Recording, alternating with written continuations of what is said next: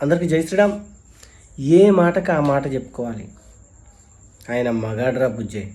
గోదావరి కనిలో రోడ్డుకు అడ్డంగా వస్తున్నాయని హైవే 46వ నెంబర్ హైవే ఆ రోడ్డుకు అడ్డంగా వస్తున్నాయని చెప్పేసి మైసమ్మ తల్లి గుడి ఇంకా కొన్ని దేవాలయాల నిర్మాణాలను కూల్చేసి అంటే ఆ దేవాలయాల్ని కూల్చేశారట. ఆ విషయం తెలుసుకున్న బండి సంజయ్ గారు, తెలుసు కదా, హిందూ టైగర్, బీజేపీ లీడర్ మన బండి సంజయ్ గారు గట్టిగా వార్నింగ్ ఇచ్చారట. రోడ్డుకు అడ్డం వస్తున్నాయని చెప్పి దేవాలయాల్ని కూల్చివేసిన మీరు అదే రోడ్డుకు అడ్డం వస్తున్నాయని చెప్పి మస్జిదులను ఎందుకు కూల్చట్లేదు?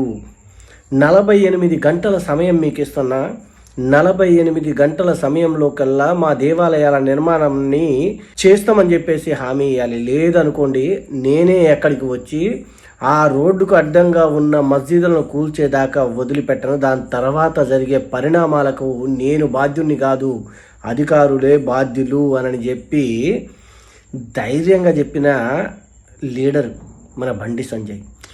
ఏ పార్టీలో ఉన్నారయా ఇలాంటి దమ్మున్న లీడర్లు అనే విషయం ప్రతి ఒక్కరూ తెలుసుకోవాలి.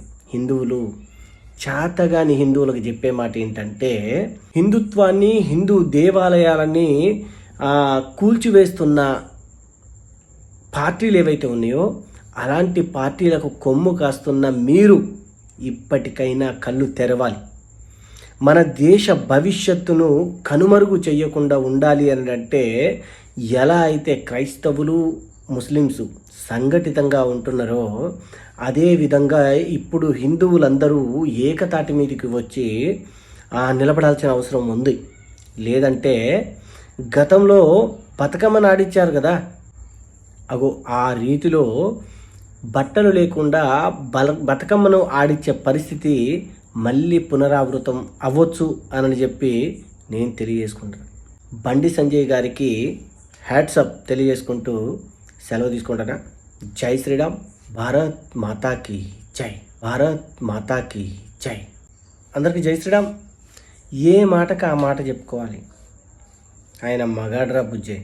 గోదావరి కనిలో రోడ్డుకు అడ్డంగా వస్తున్నాయని హైవే 46వ నెంబర్ హైవే ఆ రోడ్డుకు అడ్డంగా వస్తున్నాయని చెప్పేసి మైసమ్మ తల్లి గుడి ఇంకా కొన్ని దేవాలయాల నిర్మాణాలను కూల్చేసి అంటే ఆ దేవాలయాల్ని కూల్చేశారట.